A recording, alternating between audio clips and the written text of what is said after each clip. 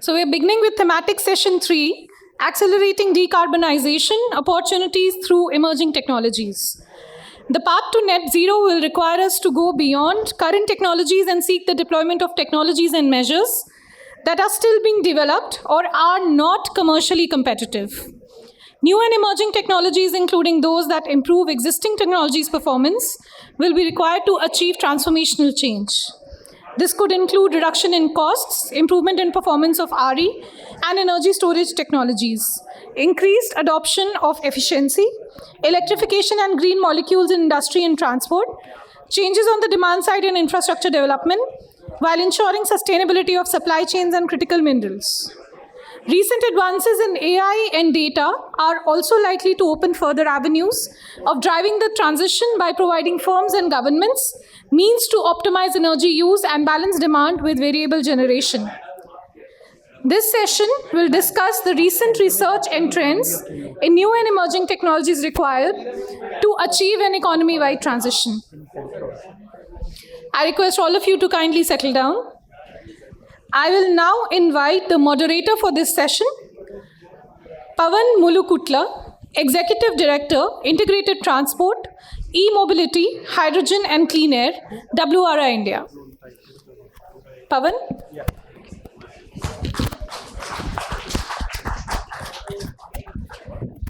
Doesn't look like a very enthusiastic crowd here. So I would really say let's give a big round of applause for the most interesting session this afternoon.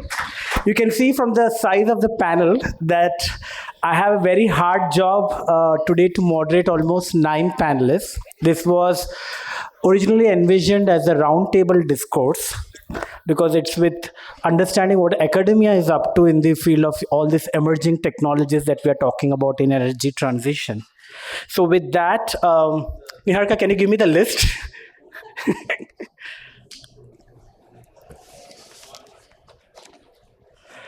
Also, if I can ask my colleagues if we can get everyone inside for this interesting discussion.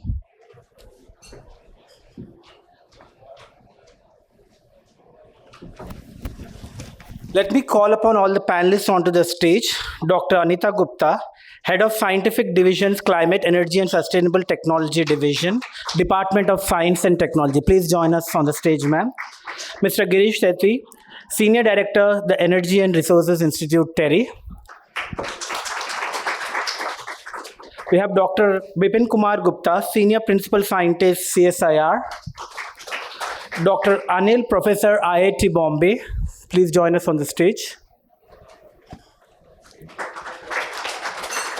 Dr. Sridevi, Professor, IIT Delhi, will be joining us shortly.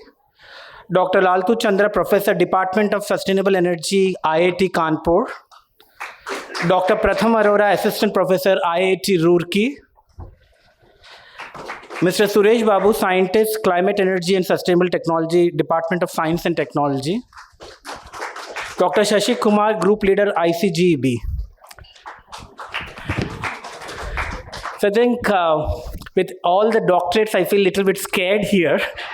Seems like all a big IIT panel as well.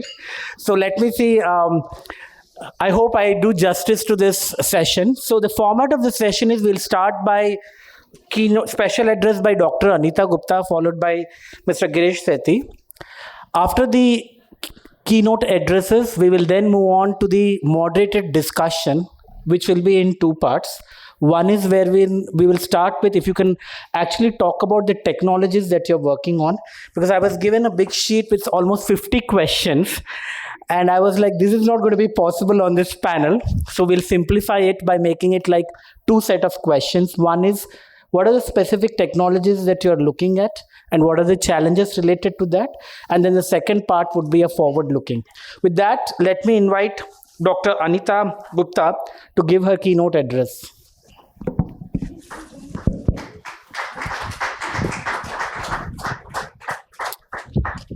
So good evening, everyone, and greetings from Department of Science and Technology to one and all. First of all, thank you, WRI, for having invited me. In fact, I was planning to take an evening flight, but just because of that, I moved it to early morning flight tomorrow because the session and the deliberations are going to be really thought-provoking, and we will take away the takeaways of these deliberations will factor into our future program. So that's our intent.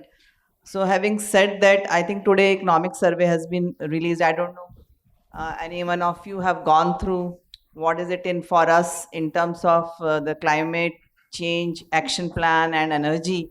Needless to say, we have been attending series of meetings, discourses, summits, workshop when it comes to climate change.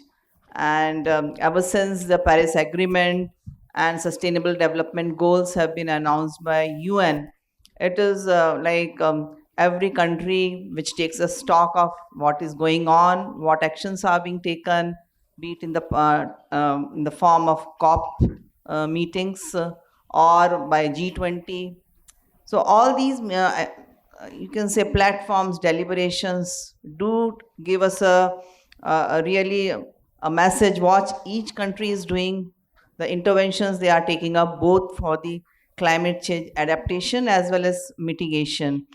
As far as DST is concerned, we started off in 2010, focusing on both on the adaptation, because as per the India's action plan on climate change, which is driven by MOFCC as the nodal ministry, there are currently, as of now, 10 national missions to, you can say, tackle the climate change crisis.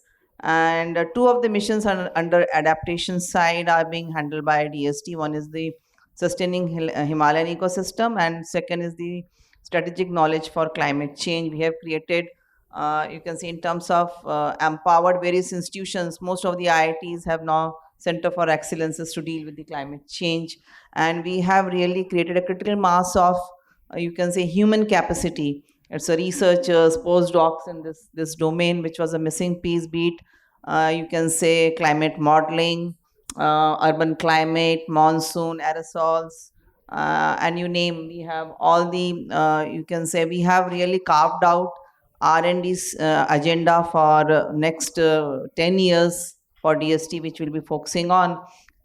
This was as a part of our deliberations, which was held last year. To add to it, on the mitigation side, we started off a solar energy research program, but the game-changing movement came when India, thanks to our honorable PM, during COP, it was COP 21 in Paris 2015, where actually the 80% of nations which emit carbon dioxide, they have to really, it was voluntary kind of agreement. These countries currently, Mission Innovation Platform has 23 countries and European Commission. They actually pledged to commit massive investments to drive R&D in respective countries. And this was a voluntary exercise.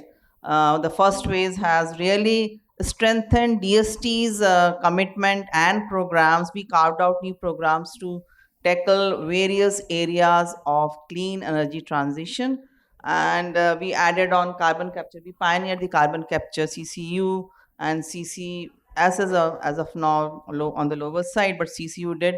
I think you are one of the beneficiary. I think many of the institutions here who are on the panel must have got benefited through DST's programs. And then obviously hydrogen and fuel cell program was initiated. Now I'm happy to state that as a one of its kind initiative, we are actually in next few months we'll be rolling out Hydrogen Valley Innovation Cluster, within which you can say in a well identified geography, we could really showcase and demonstrate the entire Hydrogen Valley ecosystem, be it from the production side to storage to transportation to off-takers and use application.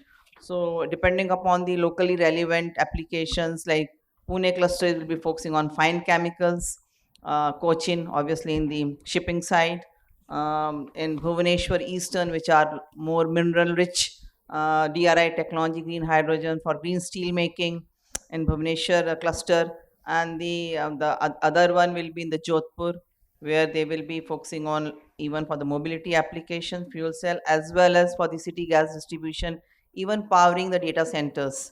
So these are the, I have attended the top-notch hydrogen summits offered in Rotterdam few months back in May. Then recently I attended in the APEC, Connecting Green Hydrogen in Melbourne, Australia.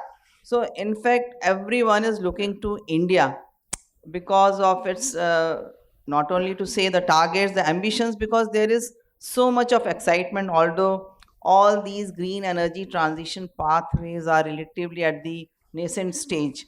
Another pillar which we have added is my colleague Suresh Babu had a major role to play. Apart from 25 standards on EV domain in terms of charging infrastructure, we have through exhaustive deliberations with 100 plus stakeholders in last 18 months, we have come out with a very, you can say, comprehensive, detailed document carving out and tackling the R&D imperatives in the EV domain.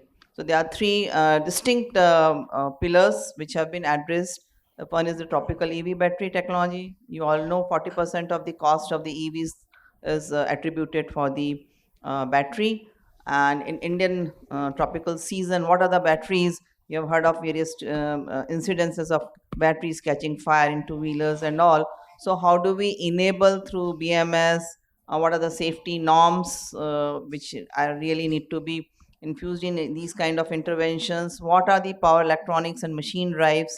And obviously, one of the missing, if you ask any common person whether he or she will be next vehicle, is it going to be EV? They are very reluctant. Why? Because the charging infrastructure as of now is really not up to the mark. The ecosystem is yet to come up.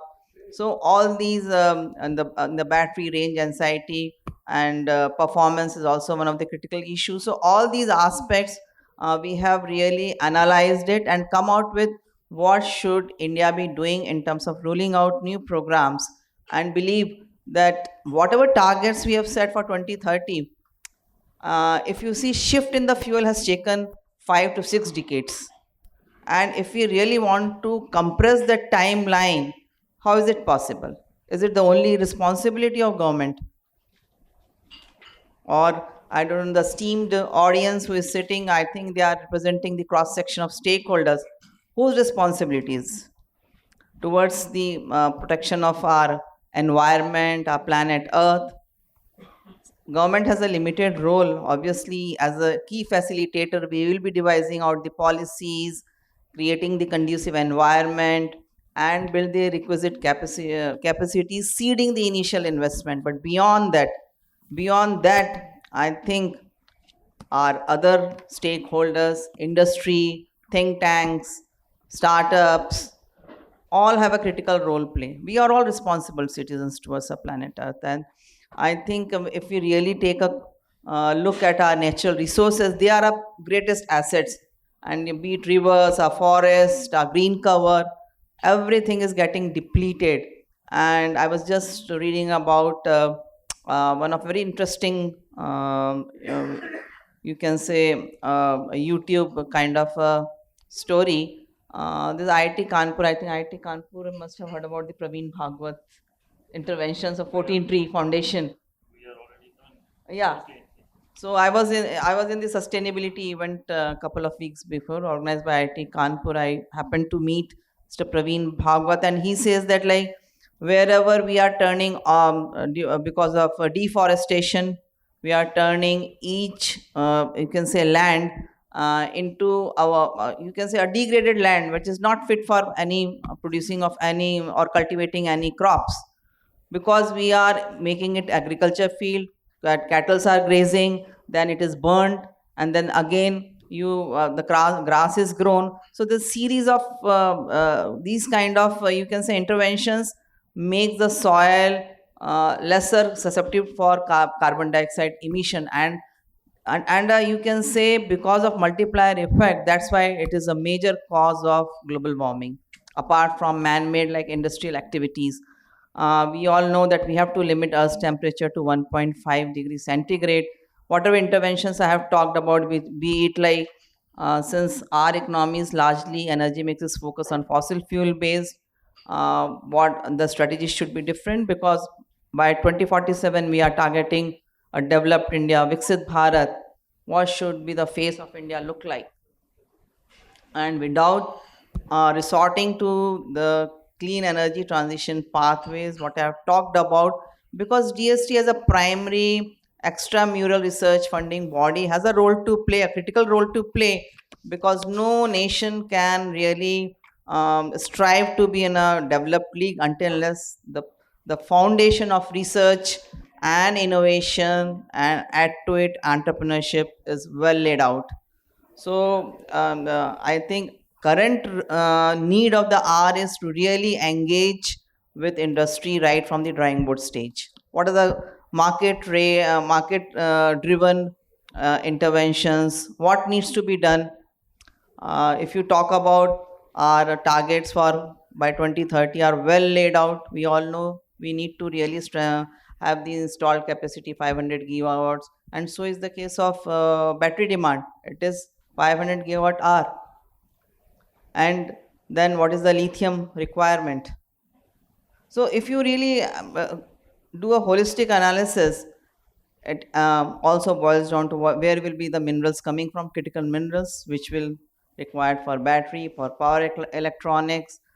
Fortunately, Government of India has taken a stock. Ministry of Mines has come out with a policy on critical minerals, and they are even supporting startups with a decent and a very good amount of funding to do the R&D in a traditional sector like mining. So India in that sense has really opened up. You talk of space during your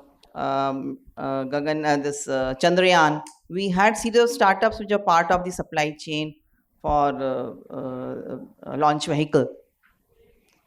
So we need to really tap where are the innovations in India. If not, how do we need to collaborate in terms of our new strategies? Do we need to reinvent the wheel, or we really need to spot the technologies which have developed across India, at the same time build indigenous capabilities? So in terms of you can say EV domain, we are really striving to carve out a new program.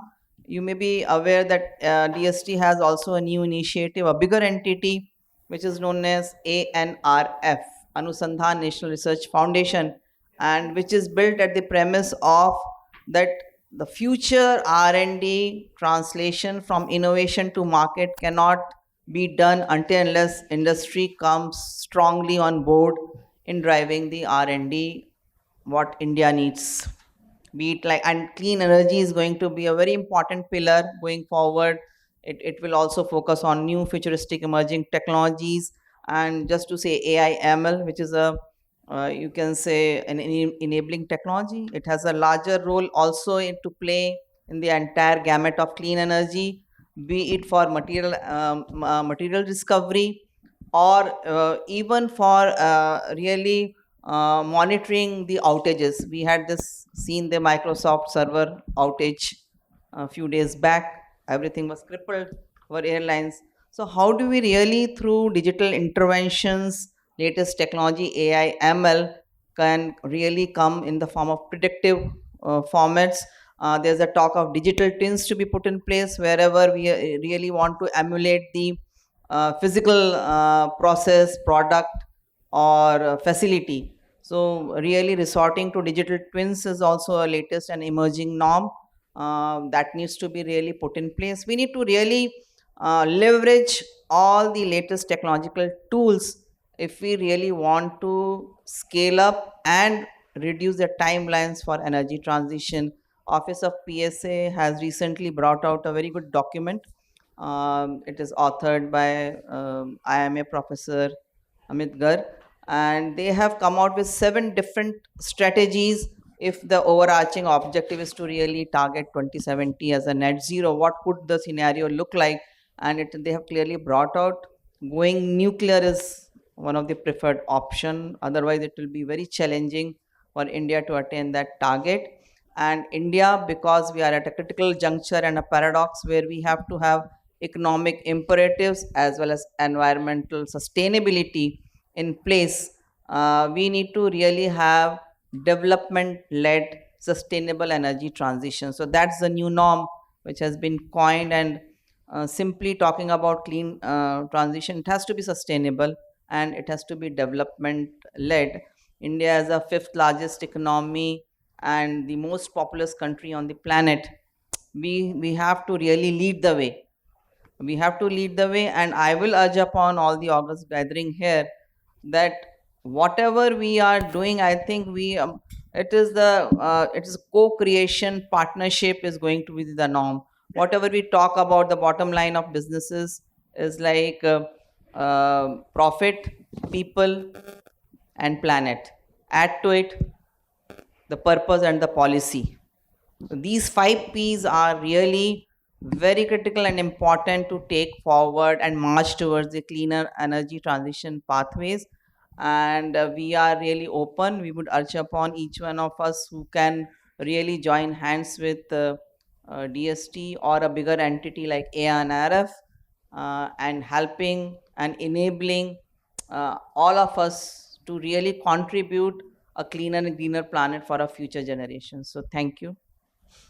Thank you so much, ma'am, for highlighting the 5 Ps and also touching upon, I think, the need for importance of innovation, collaboration, different technologies related to hydrogen, EV, battery. I think we look forward to also, I think, for the call that you talked about for partnering with DST and the ANRF itself. With that, let me now call upon Mr. Girish Sethi for his special address. Thank you. Also, a request to all the speakers. We also have a session starting sharp at 6 with the G20 Sherpa also. So in the interest of time, I'll also request your intervention. Allow me to moderate the time also, if that will be helpful. Thank you. Yeah, thanks, I think, Pawan. So I'll be brief. So I think, of course, Dr. Anita Gupta has laid down the broader 5 Ps and the overall pathways. I would like to, as I was requested by, I think, your colleague Anurag, to focus more on the technologies, because this session is on decarbonization and technologies, to focus more on the industrial side of it, which is one of the most difficult segments to decarbonize if one is really talking about a 2070 net zero pathway for the country as a whole. Maybe let me take a step backward. So if one really is talking about overall on the supply side and on the demand side. On the supply side, yes, broadly, I would think that the pathways are to a certain extent clear. One has to move towards the renewable. Of course, storage is going to play a major role. And I do see, I think you do have a session again on the battery storage as the next one. And I think you mentioned about the important role of nuclear as well as we move forward, I think. And many people have been talking about that.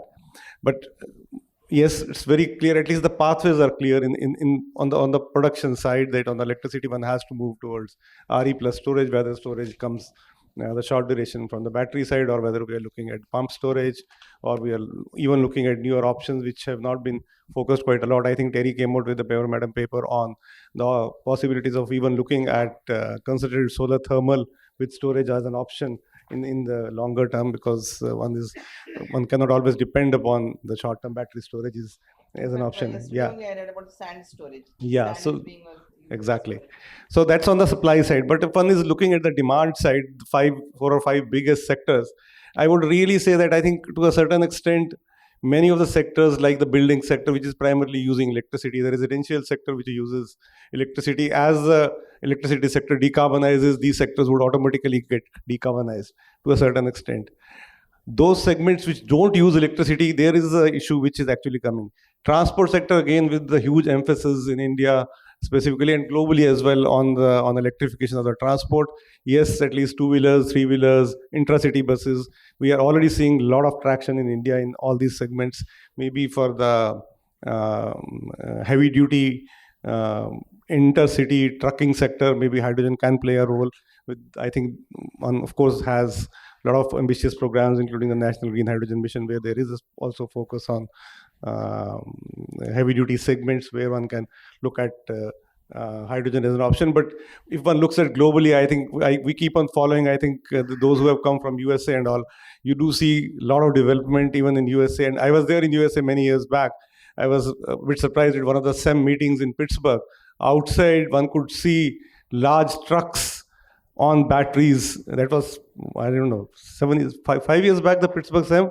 And I was very surprised to see that. But you see the developments happening even on the heavy duty trucking, on the battery side happening, even in Sweden, in Europe. So one doesn't know the future, how that is going to move forward. But yes, hydrogen has a role in that segment as well. Now coming to the sectors which are so-called considered as a harder to abate, to me, the industry sector is one of the most hardest to abate sector.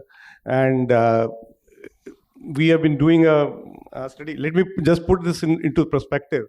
If we look at the total energy consumption in the country, almost 50% of it, broadly high level, is actually industry on the demand side. 50% of energy consumed, energy, not electricity, energy is actually in the industry. And if we look at this 50%, more than 50% of this 50% is actually in large industries. 60% or so, I would say. And 40% is actually some numbers which we have, 40% of the energy consumption in the industry is actually going to SMEs. Out of the large industries, 60% which goes, 80% of the total energy consumed in the large industries is going to just two sectors, steel and cement. So the two elephants in the rooms are steel and cement in a big way. They are going to remain big. We are doing presently a very detailed study for the last 1.5 years with the support from the World Bank. And it clearly shows we are working very closely, madam, with the Ministry of Steel as well on the National Green Hydrogen, on the National Steel Mission. All calculations, all numbers, everybody is talking about India wants it to be an industry to grow. We are talking about 6 to 7x growth in these two sectors in terms of the materials by 2070. We will be coming out with our report. We will be having a workshop in 1 month or so, working with the Bureau on that.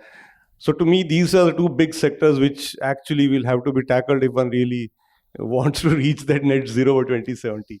And the most important point in these two sectors, and in many other sectors, I think even ammonia is one of them for fertilizers, these sectors actually have technologies which have a very long gestation period. The blast furnaces run for 3 campaigns, 4 campaigns, and 60, 70 years. I remember somebody was telling that one of the first blast furnaces of Tata Steel ran for almost 100 years with repairs again and again. So I think these are huge investments, and one doesn't want to have a situation where these become stranded assets. But luckily, India has a 2070, I would say, target for net zero. Anything which we invest today would automatically retire in another 40 to 50 years. We have almost 50 years in front of us. But the key point is that one should not be putting in those technologies, say in the 2040s or 2035, which would require some kind of investments or some retirement at that time. So I just wanted to emphasize on these points. The second, I think, point which I wanted to mention is that the small and medium enterprises in India are fairly large consumers of energy.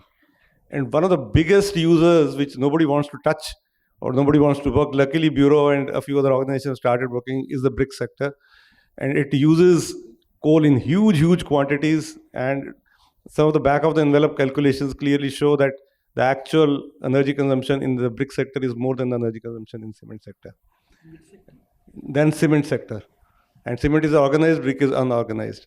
So what one needs to do in these kind of sectors, there are many other sectors which are in the small industry which are very important for a country like India. To me, I think with this debate going on nowadays on jobs and employment, MSME sector is one of the largest employers next only to agriculture. And one really wants to see that these informal jobs becomes formalized and these sectors don't really get into a situation where we are having a situation of losing jobs in these sectors. So I think the technology innovation and changes which are needed in these sectors will be very important moving forward. And in this regard, I would just like to mention, which was also mentioned in your opening background note, which you had circulated for this conference, I think the role of electrification in moving. The other important point which I wanted to emphasize is that if we look at the industry sector, people think of energy as electricity. But the fact is that in industries, in India, again, some of the calculations which we have done, 20% is broadly energy in the form of electricity, 80% is in the form of heat. If you just look at it, 80% of the energy used in industries, 80% of the 50% in India is actually in the form of heat. So if we really want, and it's not easy to convert a small factory in the bi-lanes in Firozabad, start using hydrogen as a heating source. Hydrogen is not something which is so easily transportable. There are issues. Hydrogen has been around for years and years, for centuries, I think, if not centuries, at least for decades. So the issues related to safety. So these small enterprises somehow will have to move towards electrification. And there are, I think, thousands and millions of people who are employed in these factories. I personally have worked in the Firozabad glass industry cluster for almost 15, 20 years.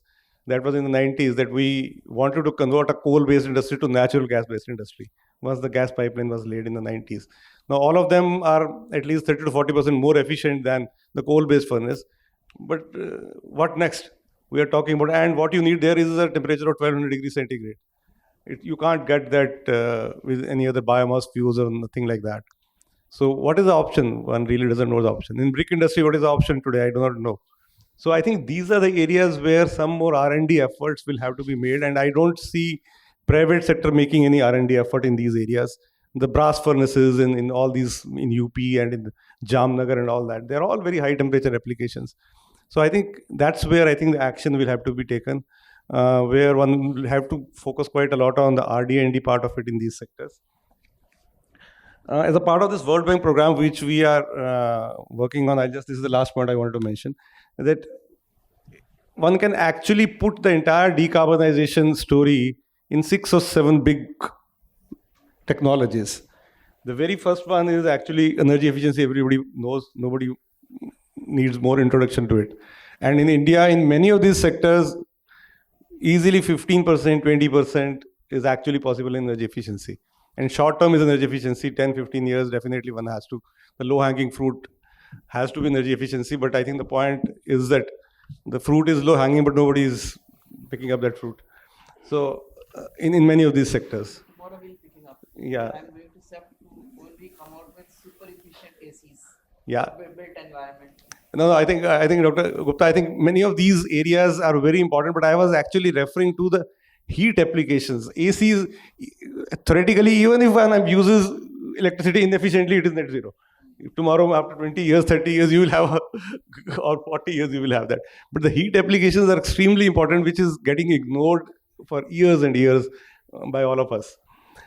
The second, of course, is the big bucket is RE. Everybody knows RE. But to me, again, in India, we should start focusing again on low temperature heat applications for solar thermal. Very less has gone. It is easily possible. Technologies are available at 100 degrees centigrade, 200 degrees centigrade, 300 concentrated solar vacuum based applications in many of these industries where it is possible. Heat pumps are possible in these applications. The third big, of course, as I mentioned about how we can convert heat to electricity, electrification wherever RD&D is needed for that. And then finally, I think the one where we have actually focused quite a lot now, I think at least on the policy side, is on the role of green hydrogen in sectors like steel. And hydrogen DRI is going to be the major focus areas. For this work which we are doing, we believe that almost 80% of the work will have to be from hydrogen DRI and CCUS. CCUS actually comes out with all the scenarios which we have come up. CCUS actually comes out as the biggest lever in the industrial sectors, mainly because we have cement sector growing at an enormous pace, and there is no other alternative to cement globally today, not just in India. Nobody has, even in Europe or USA, nobody has found an alternative to cement. Yeah, I know. I saw that, but I am not sure how much of response has been there on that. If we get a good response, that will be good. But I think the point is that it has been circulated within us in Terry, but we don't have anything to apply in that. I think that the key point is that globally one does not have, but to me, I think the answers will have to come from countries like India and many of the developing countries, because the demand for cement and steel is not that much growing in USA and Europe. It is growing in India. You can't see cement demand growing 7 times in USA or in Europe. So I think in India will have to work out some solutions in that. And I think in case of cement, I think there are a few colleagues from cement sector here in the audience. I saw some of them. But the key point here is that it's not always essential that cement is required for many of these things. We might have to go for alternative materials as well. Where is the need for when the brick structures don't need actually bricks? You don't need, the people from civil engineering side will say, those who are in the construction side, we don't need so many bricks, we don't need so much cement moving forward, because the structures are actually very different. They are on columns and concrete structures. So you only need walls as a walling material. You don't need actually bricks for that. So I think the whole industries will have to shift in this regard if one has to reduce the demand for these products. So to me, demand optimization as one of the largest segments is very important to really look at it. We are doing a roadmap with the Global Cement and Concrete Association, and actually globally also the biggest lever in terms of reduction in cement and concrete actually is reducing the demand. How much we use in India, too much of open bagged cement of 50 kgs, which is getting transported across the length and breadth of the country. Bulk cement transportation, actually transporting concrete and making concrete. So almost 30% of the total savings in cement CO2 emissions are going to come from the use side of it. Elon Musk has opted for 3D printed. Exactly. So those are the kind of things which will be needed. So I think a total change in the whole dimension in terms of how one has to work in these segments. Even in steel also, the simple calculation says it will be 5 to 6 times the demand. But the fact is that it will be actually more on the new materials which will have to come in terms of the carbon fibers and those kind of reinforced concrete. So with these, I'll just stop here, I think, and thanks for this opportunity. Thank you, Mr. Girish. I think interesting. So you have set the context for the panel discussion now. I think clearly we're talking about 2-3 things, right? How do we solve the issues related to cement, steel, brick industry, and the whole heat part of it, where you were mentioning about, of course, the demand itself going by 6 to 7 times in this industry, and 80% of the requirement coming from heat, and how do we really address that? So with that, we'll open up the panel. Dr. Bipin Kumar Gupta, let me call you in from CSIR. There are 2 options. One is either you can talk about how do we address what has been discussed about, because this is look like the big elephant in the room, or you can talk about what are the technologies that you are looking at and where does it really fit in the whole decarbonization story. So over to you. Thank you. And I would really request again limiting to 4 to 5 minutes in your first round. Thank you. Okay. Good morning to all. First, I'm audible.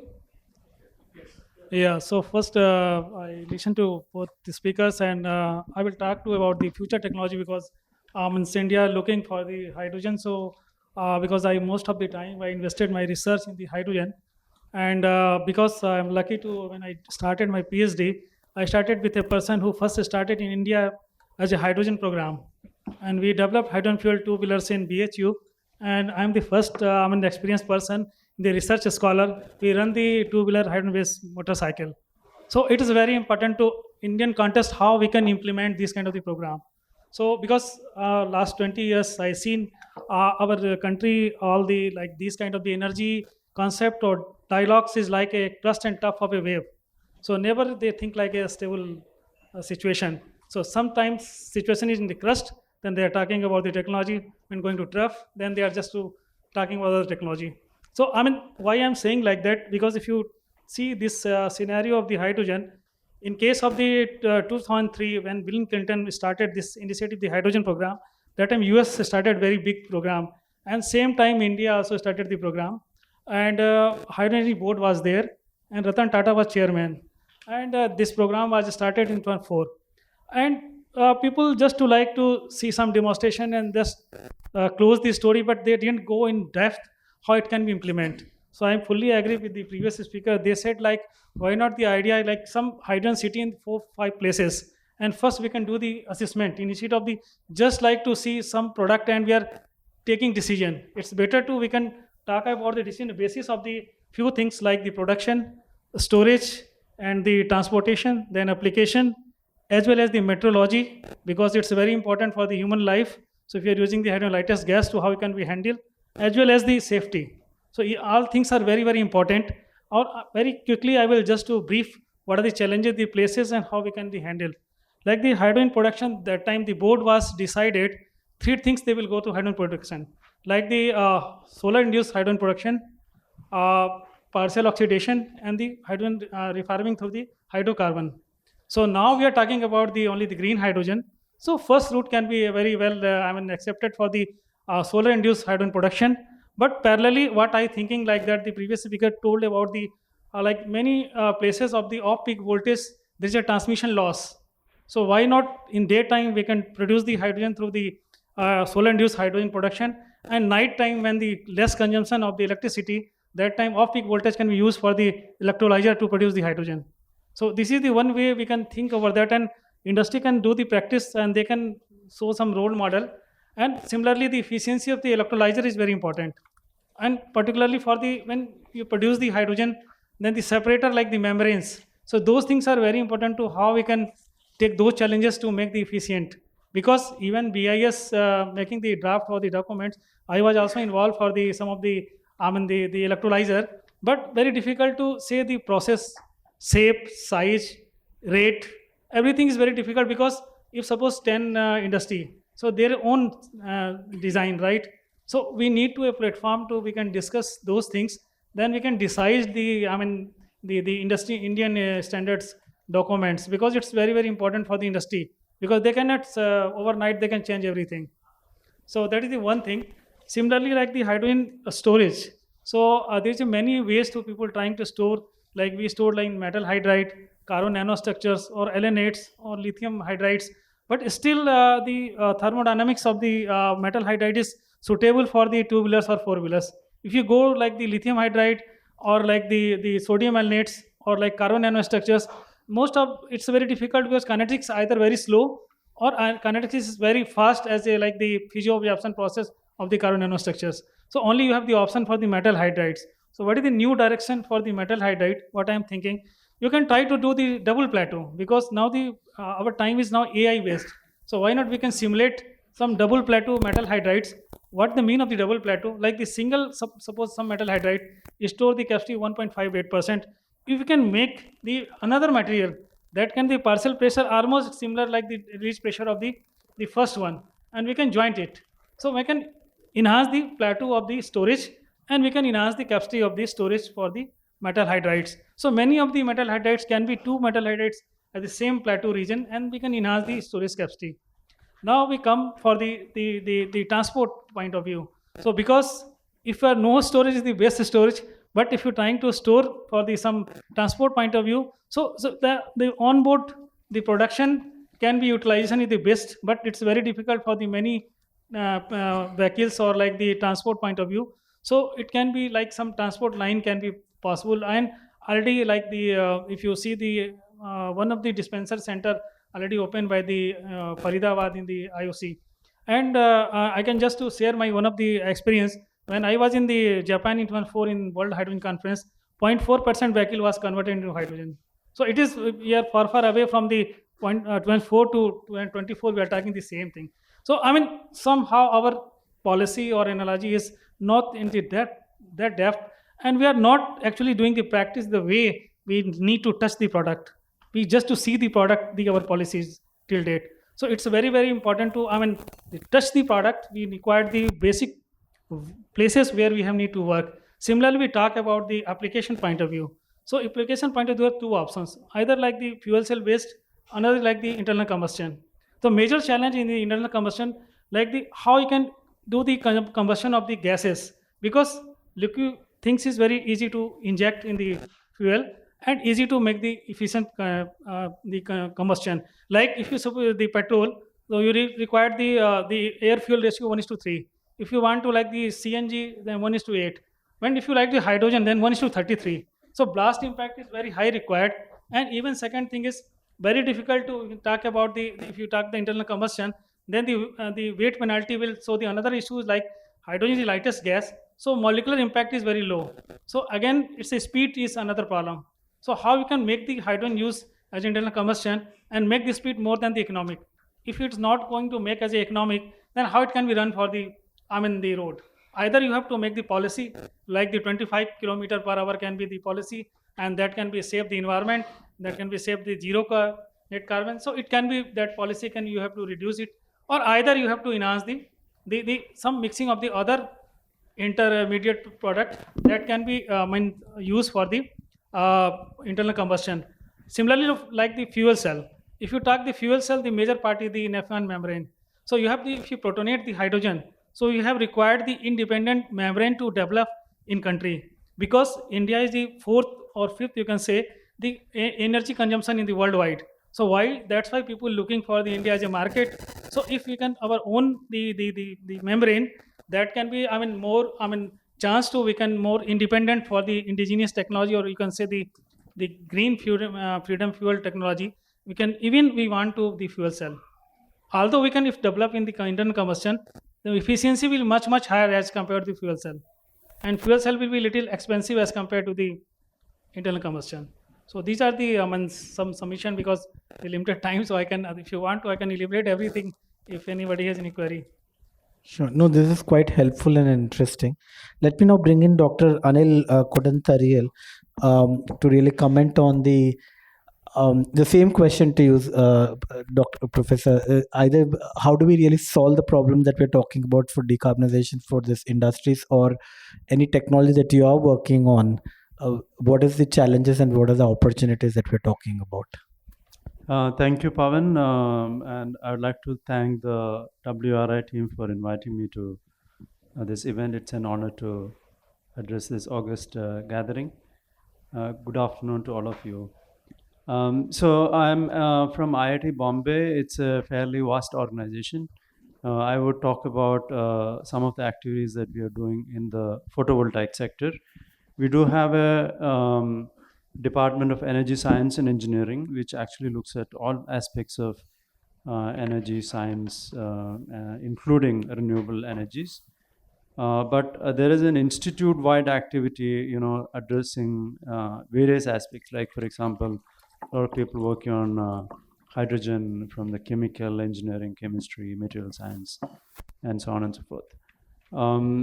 But I would focus on the activities that we are doing on solar photovoltaics. We do have a project that has been running since 2010, started as part of the National Solar Mission, that is called the National Center for Photovoltaic Research and Education. So this is funded by the Ministry of New and Renewable Energy. And we have been working on various solar cell architectures, the reliability of photovoltaic panels, storage, power electronics for this the renewable energy sector, and so on. Some of the aspects that we have focused on are, for example, you deploy photovoltaic panels in the field, and they have certain efficiency, and they're supposed to operate for 25 years. Like, this is a typical warranty. But do they actually, or will they actually operate in the field for 25 years?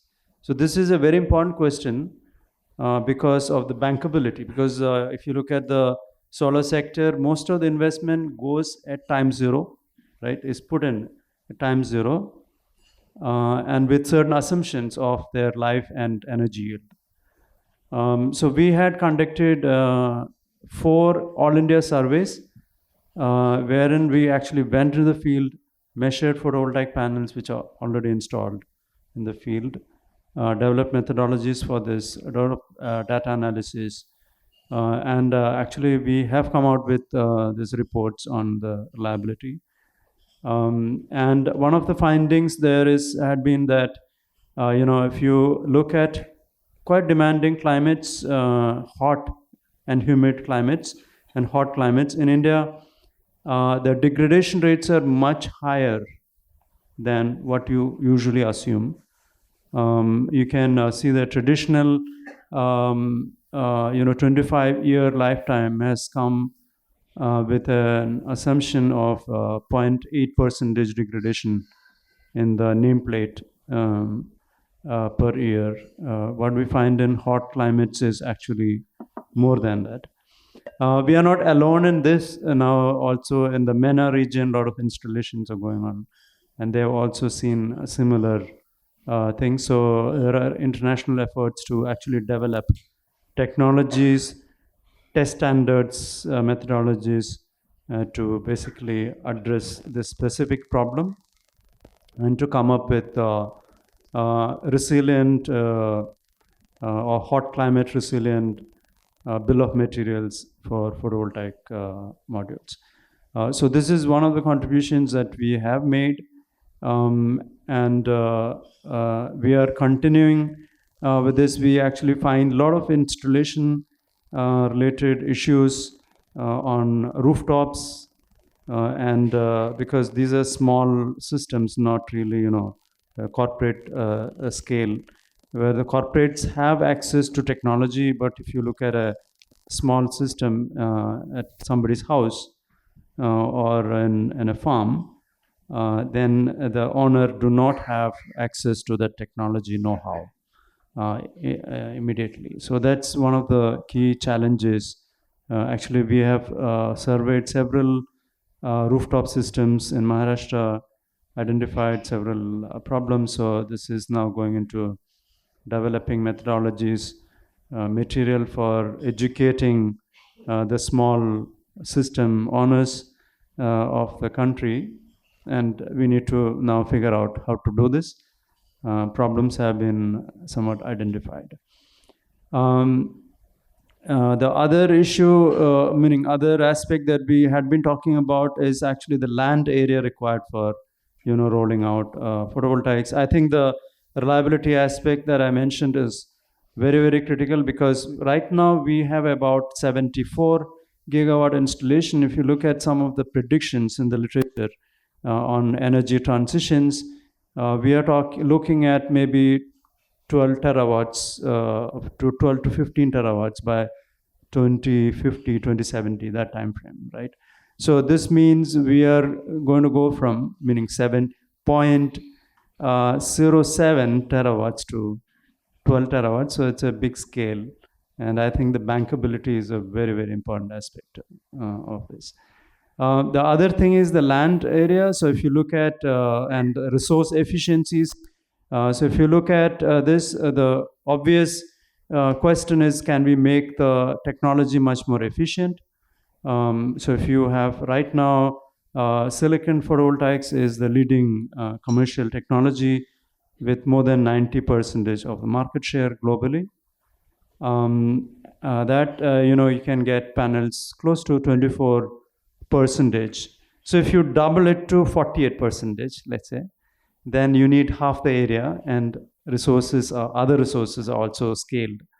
The issue is that there are other technologies. There are indeed technologies. If you look at the record efficiencies that have been reported, close to 48% efficiency has been reported for concentrated photovoltaic on 6-junction technology. Very small areas, 0.05 centimeter square, right? So that's very tiny, and the manufacturing yields. In fact, I would not say manufacturing, because these are made in laboratories, research laboratories. These are very the repeatability, scaling is a big challenge. One of the technology in the same domain, the tandem technology, is perovskite silicon or perovskite cadmium telluride and similar technologies. IIT Bombay has a very active program, and we have been successful in making close to 26% efficient perovskite silicon tandem devices, 4-terminal devices. The technology is heavily researched all over the world. The best efficiencies reported are 33.9% for perovskite silicon monolithic 2-terminal tandem devices. However, these are very small devices, about 1 centimeter square. If you look at larger area devices, about 250 centimeter square, that is about 28% from Oxford PV. So there is a big challenge in terms of scaling the technology to something that is usable in the field. The other key challenge is the reliability of this. Stability of the perovskite is a big challenge. And you can see there are studies that which shows that if you actually get a perovskite silicon or any technology of that kind, and assuming a 2% degradation in performance per year, you need a 32% efficiency. Whereas the current best degradation rates obtained are in the range of 17% per year or larger. So obviously the technology is far from commercial realization, and there are issues like you cannot reverse bias the solar cells, which comes in the field when you have partial shading from trees growing by and various other things. So there are, of course, a lot of challenges. In fact, that is fertile ground for academicians and R&D labs to contribute. So we are all very excited. But one thing is that this technology will take time to actually come to any scalable level. So we have Dr. Gupta from DST here. So what I would actually appeal to the government agencies is that this is very, very risky business, in the sense that you're talking about 10 years, 15 years from now, and uncertainty in terms of success, right? So sustained government support is necessary in that kind of high risk technology sectors. Another area, the last one that I would mention, is actually in the power electronics side. So we have very strong programs. In the NCPRE, we are looking at compound semiconductor devices based gallium nitride, silicon carbide based power electronic systems design. And one of the advantage of this is actually, you can appreciate that you have a solar farm with several solar panels, all connected to maybe a single inverter. Okay, so that's the power electronics part. So inverter fails, then your 1 megawatt, 10 megawatt solar panels are not, even though they're producing electricity, they are not, it's not usable. So the reliability of this is very important, and the size of these things are very important. So we are looking at gallium nitride and silicon carbide technologies where they actually can operate at much higher temperature with better reliability. So this is one of the areas. With that, I would like to close. So I hope some of the aspects that we had been discussing since morning, the bankability, the land requirements. I did not touch upon the agrivoltaics, photovoltaics, and other things that some of these are also being looked at from our center. But if there are any specific questions, I can take. Thank you so much. I think very interesting to bring back this whole discourse around efficiency versus land requirement. I think that's going to be a big challenge as we talk about the whole PV itself. And I'm sure audience have a lot of questions which we will take up shortly. Let me now request Dr. Sridevi Upadhyay to please comment on what IIT Delhi has been working on. Yeah. Thank you very much. Thanks to WRI and the other audience here for giving me this chance to introduce the minuscule efforts that our group at IIT Delhi, Department of Chemical Engineering, is contributing. So our efforts towards this clean energy, especially the clean energy molecule that we're talking about so much, hydrogen, started around 2008. When the Baba Atomic Research Center as well as the ONGC Energy Center Trust, both of them had visited IIT Delhi, Department of Chemical Engineering, in order to see how we can produce hydrogen. Am I audible? Yeah, thank you. So how we could produce hydrogen at a very low temperature from, of course, a renewable source called water, utilizing the waste heat that Mr. Sethi has been talking about, utilizing industrial waste heat, especially where the BRC people were interested in us to utilize the waste nuclear heat from their reactors that they want to build. So this was the beginning of our research towards the hydrogen molecule production at a low cost, of course, and energy efficient production from renewable sources, way back in 2008. However, nothing had been touched in the whole country at that time regarding this. Then we started off with the section-wise how to split the water molecule that comes. So for the time being, we put the waste heat aside, and we thought of using the electricity that has been supplied to our labs at IIT, and individually. So how do I split this water molecule at a low temperature? That's the challenge. And this can be done by using a thermochemical method, using iodine and sulfur cycle. So it's a closed loop thermochemical cycle that I can use and split this water molecule into hydrogen and oxygen as the net outgoing molecules. And the iodine and sulfur dioxide that aid the splitting of water at such low temperatures and atmospheric pressure, those will be circulated within the loop inside the process. So this is the process about. So naturally you have three sections. So one is, of course, water can be split in the presence of iodine and SO2 into two dilute acids called HI and H2SO4. So you have sulfuric acid and hydrogen iodide acid coming out when you use a thermochemical way of splitting the water molecule. Now these HI and H2SO4 yield again molecules which are required by us. So H2SO4, if I decompose, if of course I have to concentrate it and decompose, I will get the SO2 molecule that is required for water splitting. And when I decompose the HI directly, I would get the hydrogen. So that means there are three sections. One is the water splitting section into dilute acids.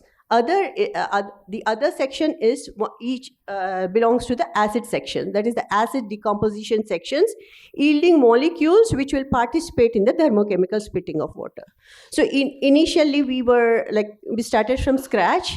There are other collaborators in the same department, Professor Anupam Shukla, who is a membrane researcher, and Professor V. Venkatkrishnan, who is now in the University of Teesside at UK, and Professor Bhaskar is the co-PI, who was the head of the department at that time.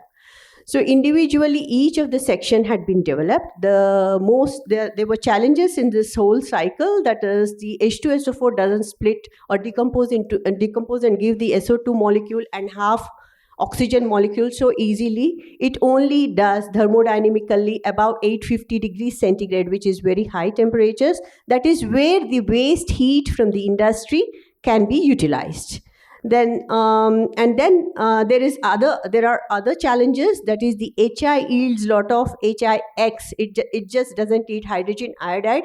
It yields HIX and forms azeotrope with water. So breaking the azeotrope is another. Otherwise, the separation becomes very costly. So that is another challenge. Of course, the phase changing conditions that we use these acids in poses challenges in the material of constructions. So these are some of the challenges. However, we catalytically tried to decompose. We developed catalysts and for the H2SO4 section to decompose into SO2, and also for the HI section. So catalytically, we tried to decompose sulfuric acid into SO2 and HI into hydrogen and iodine, and also built the membrane module and the electrodes for the water decomposition.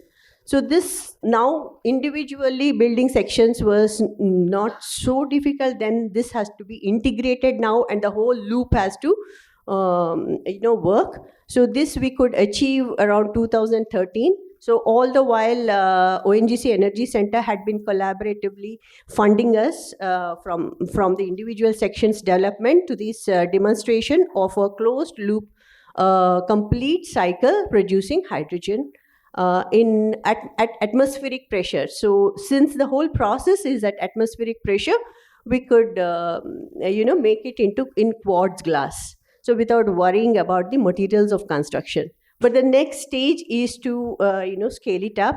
So we had to approach, for that you cannot have all glass, so we approached this Hyderabad AIRC, who will be making molds. Of course, we have tried and demonstrated this in Inconel and Haste alloy, where the corrosion levels were slightly low, but that would become a costly affair again. So we approached AIRC, and they have promised us to make the molds once the design of the reactors for each of the section is there. So the engineering now is in collaboration with Technip. We are trying to take this forward. So this is about the attempt of what you call green hydrogen if the electricity were to be used from the solar sources and water and all. This is our attempt. That's one phase of my research. The other one was we are happy to say that we are blessed by DST, Dr. Anita Gupta Singh, to address the storage of hydrogen in a transportable molecule. So methanol has a high energy density and also can be used as the hydrogen storage molecule. So this methanol project from, of course, the Indian coal was first funded by DST and demonstrated with the help of collaborative effect from Thermax. So IIT Delhi with Thermax demonstrated a 1 ton per day methanol production plant thanks to DST's funding and this thing. Now, in the second sequel, Dr. Anita Gupta's whole group had come forward and asked us, or thrown us a challenge rather, to demonstrate the CCU, which we did not take care of in the first part of the project, because from high ash Indian coal to methanol was a big challenge in itself, with the high ash, that clinker material and all that forming and all that. So then we did not bother much about the CCU part. So now in the next project that they've just funded, we are supposed to be demonstrating the CCU part in this methanol project that we are. So this effort is starting from this year onwards. These are some of the... Another one is focusing on same IH coal content in BHL Hyderabad. We are focusing on, and utilization will be in the form of dimethyl ether to be blended in LPG. So these are the efforts. Is that fine, or shall? Yeah, I'll come back to you. Yes, Yeah, thank it's good to hear the innovations that we are happening. I think it's also an exposure for this whole audience also. So I think it's fascinating to hear every esteemed institution having their own way to solve specific problem. From IIT Delhi, we'll move to IIT Kanpur. Dr. Chandra, if I can request you to come in now. Yeah, am I audible to all of you? Yeah, if you have to, you may have to keep like this. Okay. Yeah. So I have been listening, and I think a lot of points are already discussed. I will touch upon a few remaining points and what we are doing at IIT Kanpur, some aspects of it, not all. So when we looked at the discussion by Dr. Anita and then followed by Dr. Girish, I realized that one aspect that's not been really discussed is the industrial decarbonization, or it is rather challenging, if I understand correctly. And just he has given an example that the steel industry, for example, which produces about 6% of the CO2 that's emitted worldwide. So this is not a small amount. If you convert into numbers, it's about 2.6 gigaton per year with that number. Now, if you replace, or somehow manage to replace the system with hydrogen-based operation, then the claim is that the CO2 emission can be reduced by 90%. Now, if I look at the the current status of the hydrogen-based steel production, there exists electricity cost. And in Europe, there was a review in 2023. I'm serving that as a data. So that says in 2030, the cost of electricity required for producing hydrogen through DRI would be 230 euros per ton. And the attempt would be to reduce it to 180 euros per ton in 2050 for producing electricity through DRI. That means through hydrogen-based process using electrolysis at the front end. Now, the challenges are three. One, still we are using electricity a lot for heating application. Why am I saying this? Because electricity is the highest grade of energy. Any thermodynamics fellow will tell you. And heat is the lowest grade of energy. Now, would you like to use the highest grade of energy for the lowest grade of application? The question I'm leaving to you. So we are using electricity. Then obviously we are emitting CO2 in the process, because somewhere some fossil fuels are playing roles, some down the line. So what could be a possible solution? So one thought came to our mind, and I immediately referred to the previous discussion, that the concentrated solar thermal based heat generation system. So heating applications. So wherever you need heat, why don't you use heat directly? That's a simple logic. Why to convert heat to electricity when you need heat for application? Because the conversion efficiency will be more than 80% for such systems. It is demonstrated, not that spoken, but we have been working on this technology for the last 14 years. And we have developed a system which has thermal efficiency. Thermal efficiency means heat from radiation to heat, converted to heat to a fluid, for example, is more than 80%. And you can use that hot fluid, for example, air, for application. One application that we haven't touched about is heat treatment of metals. This industry, furnace, they use furnace for heat treatment of metal, and what they do basically, they use hot air, mostly for example, aluminum, use hot air for the treatment of aluminum. And the temperature goes about 600. You can very easily replace the use of electricity or gas by using this concentrated solar thermal system. You generate heat, generate hot air, use that. And we have developed this technology, and it is well reported. If you look at the literature, you will find entirely reported, including storage. So that means this is feasible, demonstrated. Now the target of steel industry is to reduce the CO2 emission outside by up to 0.5 gigawatt per ton by 2040. How? So that means you have to find alternate use of heat to reduce that emission. And there at IIT Kanpur, we have been working on hydrogen systems, hydrogen-based systems or hydrogen generation systems. One professor, we already touched upon the water splitting. And another technology we are working at, among many others, one technology is ammonia cracking. And the logic is very simple. You have ammonia available. Transportation is well known. And it has 17.76% of hydrogen content weight-wise, which is substantial, if not less. That means if you can crack ammonia on-site, you transport, crack on-site, and utilize it using heat, because that is a heat-based process. So now imagine that we have a system which can generate heat at an efficiency of 80%, use that to crack ammonia.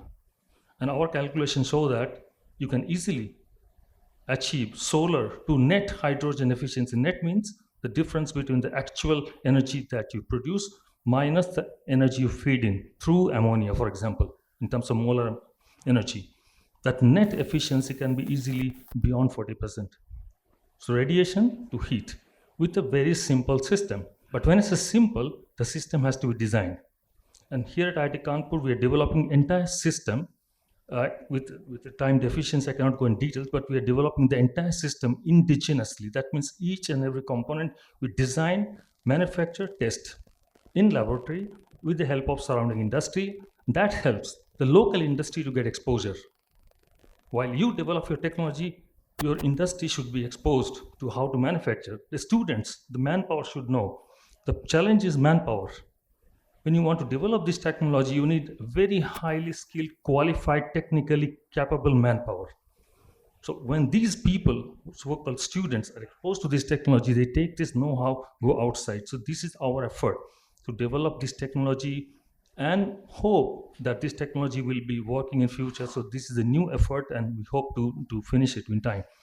So there are two systems that I've talked about. One is hydrogen generation, second is heat treatment of metals, both using concentrated solar thermal based heat. Another aspect I would like to bring out, that you talked about 1200 degrees centigrade required for brick or other. So solar tower technology, you may know that it provides you a high temperature. much higher than 1200 perhaps you can achieve. So this is possible. So in fact, we have been working on these technologies for the last 14 years, and the challenges are very, very simple. First challenge is the know-how, the knowledge of the system. Second is how to design the system yourself. Because sometimes when you start looking at literature, you find 20 designs. Which one would you pick? So your experience, your knowledge, your work will realize this system. But there is a substantial challenge because we are trying to develop the system and you come to the bottleneck. Many small bottleneck you come across when you design and develop the system. I'll be happy to provide you more input. One simple question, why the efficiency of this system go down? Because we lose a lot of heat that's called waste heat. So waste heat recovery, when you recover waste heat, how do you recover? You use some fluid to transport the heat from one location to another location. How do you select the fluid? Simply asking a question. There are hundreds of fluids available which can operate within that particular temperature range. How do you select one of those? So this is again a challenge. Now think about, I have a solar thermal system I need to measure. So solar thermal system works on a very basic principle. The radiation is concentrated onto a very small spot. How do I measure the flux on the surface? So we have developed radiation sources, and that radiation source could measure up to 1 megawatt per meter square. And they have been reported among top 5 right now, somewhere in the world. They have been reported in literature among the top 5. That means we have to develop things ourselves, indigenize. Without indigenization, such systems will have the same fate as photovoltaic. We'll lose the bus, then we'll buy equipment from China. So I say, please think this is a real challenge. Indigenization, technology development, training, and obviously new ideas. So thank you. Thank you, Dr. Chandra. I think it was fascinating for me. I feel I'm back to college and I'm learning so much from each one of you. I think 2-3 takeaways for me was listening to all of you, which you also summarized very well, was the know-how, the design, the need for human capital. I think you've really emphasized, and I'm sure our WRI colleagues who are looking at industrial decarb, I think there's a lot of wealth of information that we are gathering here. I'm looking at Bharat, my colleague, that how do we really also think through this when we're talking about this whole decarbonization story. And to me, it also become very clear that the role of heat seems to be very, very dominant in this whole industrial decarb. Listening to all different technologies that we are listening from Kanpur, IIT Kanpur, we move to IIT Roorkee right now, and let's invite Dr. Pratham Arora.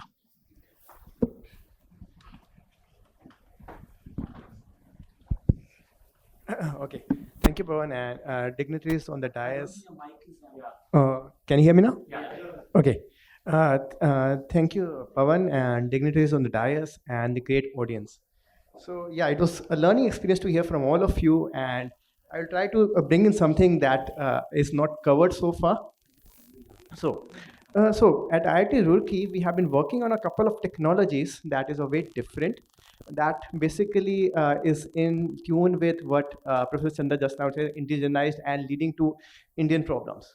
So one problem that we're trying to tackle is, like, we are still an agrarian country. 80% or 70% of the people still are involved in the agriculture sector. What about greening the agriculture sector? Now, when I say the agriculture sector, it has 2 needs, water and fertilizers. Water, people are already taking care of. Water pumps, agrivoltaics are there. Fertilizers, the major fertilizer that goes in is urea, coming from ammonia, coming from hydrogen. And this hydrogen comes from natural gas. That's the chain. Can we intertwine the 2 problems? Can there be a system which basically pumps water through a photovoltaic panel, and this photovoltaic panel, because you don't need water all the time, could be used for production of more nitrogenous fertilizers? This is what we are working in, twinning the problem, and this problem is unique to India. Why? Because the agriculture size or the field sizes that we have in India are very small. This is something that a scientist in the West would not have looked at. And we again thank the DST. We have been working on a DST fund project on this particular aspect. We were trying to interlink the solar pumping and the decentralized ammonia or fertilizer production through one unit that can make the farmers of the country green. Further, we are also trying to take this a step further, where we're also going towards ammonia cracking, something in tune with Professor Chandra, and trying to see if these kind of units can also be used for charging cars later on. Second thing that we have been trying to do is the utilization of biomass. Now, biomass is something that is vastly available. But if I see about success stories, not many have come around. One of the major reasons has been the supply chain. We have tons and tons of biomass. There have been reports, tons and tons of biomass, but hydrogen people are talking about biomass, CBG people are talking about biomass, ethanol people are talking about biomass, but why not a single success story which we can boast about? It's supply chain. Today, biomass is available for 2 rupees, tomorrow 20 rupees, again day after tomorrow 15 rupees. What to do about it? And this is what we are trying to do. And specifically, we are working on 2 to 3 different types of biomass. So I come from Uttarakhand. In Uttarakhand, when you you hear the name, the first thing that comes to your mind is big trees, big mountains, and these is not a very sustainable, I would say, because these trees have called needles which fall down in the summertime and cause a lot of forest fire. So can we use these kind of needles for production of energy? This is what we are trying to look into it. Further, another problem in the mountain is we people from Delhi during our holidays go to the mountains, enjoy ourselves, create a lot of litter and come back. Can we have a co-gasification or co-treatment of plastics with the pine needles? This is what we are trying, and we have got very encouraging results. Can we make more energy from the different types of waste that is generating? Another thing is that we are trying to see, does sustainable solutions also are truly sustainable? Say if I talk about this paper that I've been using, seems to be sustainable, no CO2 emissions as such. The Amazon packets, the cardboard packages that you get in homes seem to be sustainable. But we recently came across that almost 10% of the paper ends up as paper dust in the paper industry. That has a lot of health hazards. Can we use those for making energy? That is a low-hanging fruit, and this is what we have been trying. Another low-hanging fruit. All of us are using water in here. Almost 20 to 30% of the water in India is getting treated. What happens after treated? It prepares sludge. What to do with the sludge? It normally ends up in the hills that you see on the outskirts of the city. Can you use that sludge for power? Because that has a good amount of heat content. So that is again something we're looking at. The third thing that we're focusing on is techno-economic analysis and life cycle assessment of India-specific technologies on India-specific matrices.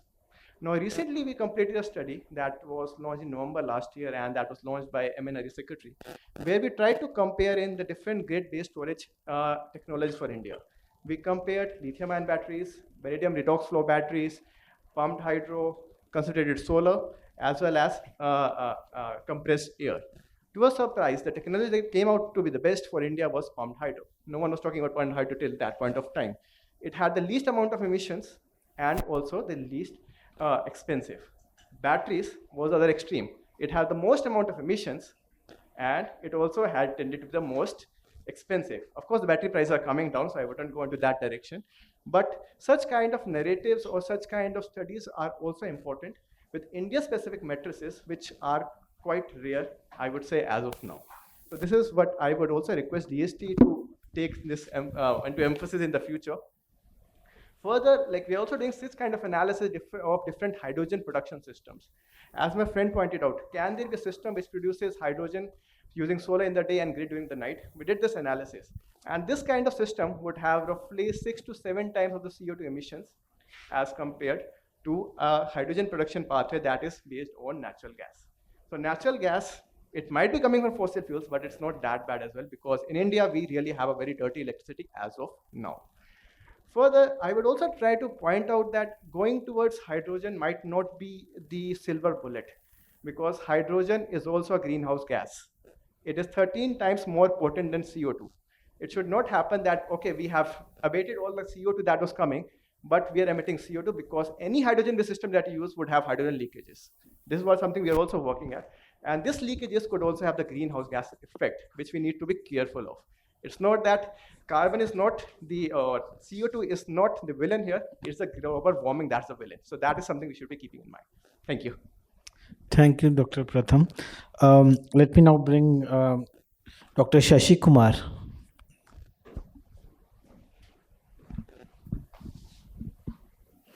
Thank you, Pawan. Thanks to Anurag for sending the invitation. He said you are the invited speaker, so in morning I came to my office start preparing slides. So here I came to know I have to sit in a panel, so that's fine. So uh, there's lots talk about the hydrogen, but carbon is also very important. Like 51% electricity in India coming from the coal burning, and coal also coming from Australia because that has more burning power, 3 times more caloric value. So, and then Madam told that they can produce methanols through Indian coals, so that's a good call. So our lab focus on like mostly working with the industry like Tata Steels. We work with the Adani groups and Reliance Industries. Our focus is using synthetic microalgae. Microalgae you might have seen. It's a tiny organisms living in water bodies. You might be going and you see the greenery. That's the microalgae. So generally the microalgae, they don't survive in high CO2, like in more than 3% CO2 they die. So genetically we mutate them to and make them enable that they can survive 10 to 15% CO2, so that the CO2 released by these like cement industry or the Tata Steel we working because to produce 1 ton of steel there is a 1.8 ton CO2 is released. Same way in cement industry, 1 ton cement is produced, 1 ton CO2 is released. So and Madam Anita Gupta mentioned about the call about the DST. We were quite interested in that call, and we had one big company on board. So and we wrote a full proposal, but and say that this is a very small thing. They're talking about 1 ton. We have to go like 1,000 tons. So don't worry, we will come back.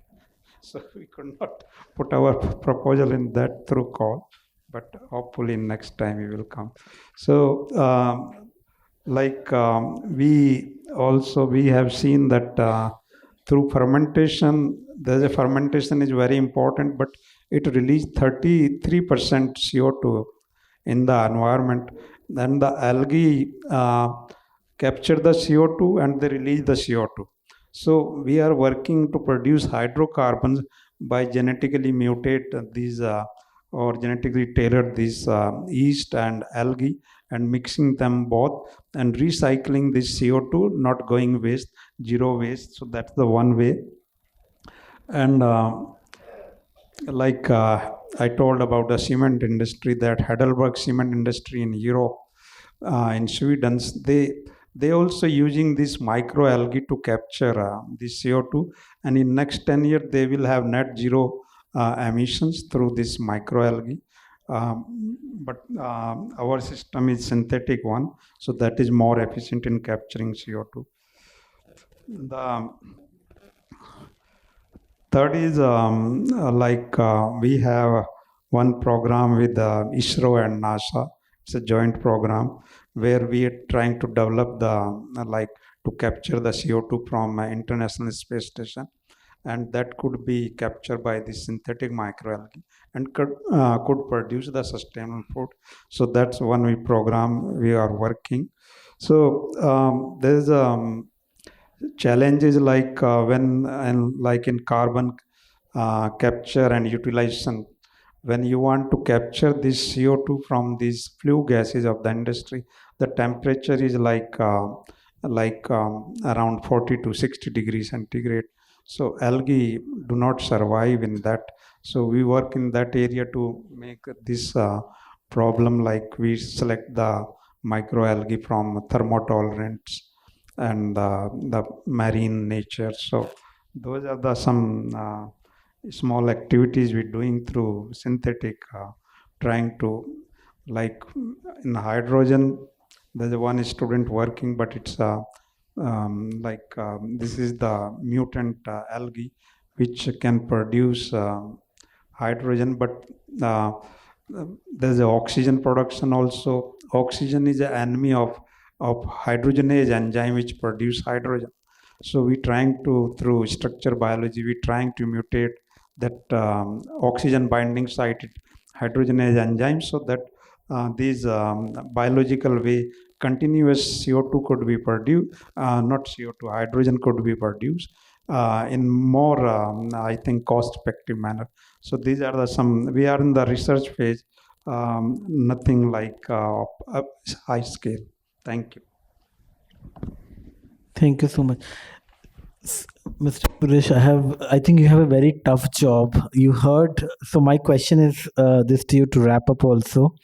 In terms of where would DST put their bucks on after hearing to so many technologies? I also understand you have been funding many of this research areas. So which areas look promising to you, say, in 2030? If we were having this discussion 10 years down the line, where would we be actually? I just want to create a future scenario to imagine what problems we would have solved and what are the problems we would still be trying to solve. I think Dr. Anita Gupta may be the right person to answer this question, because I come from a different area, electric vehicles and energy storage. But before I give it this mic to her, I want to say that as far as the research is concerned, right from as someone spoke on batteries, we are actually looking at life cycle analysis of each and every material that is used in the energy storage system to ensure that we bring down the carbon dioxide, CO2 emission. And also, even when we look at electricity, clean energy generation, if we see for in case of electric vehicles, we see that there are technologies which can bring a lot of improvement in charging, like inductive charging. If we talk about inductive charging, all the electricity that we produce is from RE, renewable energy. And then there actually all the vehicles that use inductive charging also use less number of amount of battery. So such technologies we are looking at, and also we are promoting sodium ion batteries and also grid scaled technologies, wherein we looked at beyond lithium ion batteries, which can actually bring down CO2 emissions. So in other areas, as far as utilization of hydrogen and in steel industry and cement industry, I think Dr. Anita Gupta can comment on this. Quick last words, because we also Dr. Mr. Amitabh Kant is on his way. So yeah. So yeah, needless to say, we have been talking about India's energy mix and heavy dependence on fossil fuels. And as far the coal production goes, by till 2047, it will be on the rise. And thereafter, it will taper down so as to target the 2070 net zero target. So that is well thought of. We are not going to phase out, but phase down the dependency on coal. And therefore, CCUS will be very important area. And the key objective will be, because hydrogen has been in the scenario for a long, gray hydrogen. Now we are talking about blue hydrogen and green hydrogen. So green hydrogen mission powered by renewable energy with the storage is going to be a game changer in many ways, in terms of whether it's a stationary storage or it's a mobile storage. So battery technology, storage technology will be very important. Another aspect, because of greener transportation and electrification of the transport sector, what we see, although 30% of EV by 2030 is the target by Government of India, but till 2035 we see there will be a shift towards EVs. But I think ultimately it's hydrogen which will take over, because hydrogen ecosystem currently worldwide is in a very nascent stage. I had been to last week, I was in Melbourne CSIRO, and have seen the way the Victoria Hydrogen Hub has come up, and the Toyota car powered by hydrogen, and the kind of refueling compression unit they have put up, refueling. And so all these, I have seen the way it is So hydrogen, because of the ecosystem is being pretty nascent stage, it will take over. And there are so many revolutionary technologies, reversible electrolysis happening. There are many, and like integration of both electrolysis with storage. So these are the futuristic technology domains, and not to like, so it will be combination of all this. It's a solar hydro is going to be there. So all this what you talked about, perovskite, how do we enhance the efficiency? What are the new materials for like solar cells? It has to be a combination, but I think 3-4 verticals are really very clear, and hydrogen will be a sort of a cross cutting in that way, and many for variety of applications, and this then we have other sectors to talk about, but like key pillars will be definitely CCU for in Indian context, and then switching over to other options like say nuclear and like SMR technology, which could be retrofitted in the on thermal plants as well. So which this is also at the TRL level 3, 2 or 3. All these needs to be now taken up systematically to enable India have a cleaner and low carbon pathways to really focus on. On that note, I don't think we can do any justice to this panel because I think it requires at least another 1 to 2 hours to really get into the depth and understand. And unfortunately, I'm not even giving the time to audience to ask the questions. This is also more as a kind of a research symposium kind of panel to really understand what's happening in the Indian context. And what we will do is we'll come back to each of you, and probably we can host a webinar with 1 or 2 of you to get into depth to this audience, and of course a wider audience, because I also apologize that some of you had presentations and we couldn't really get that.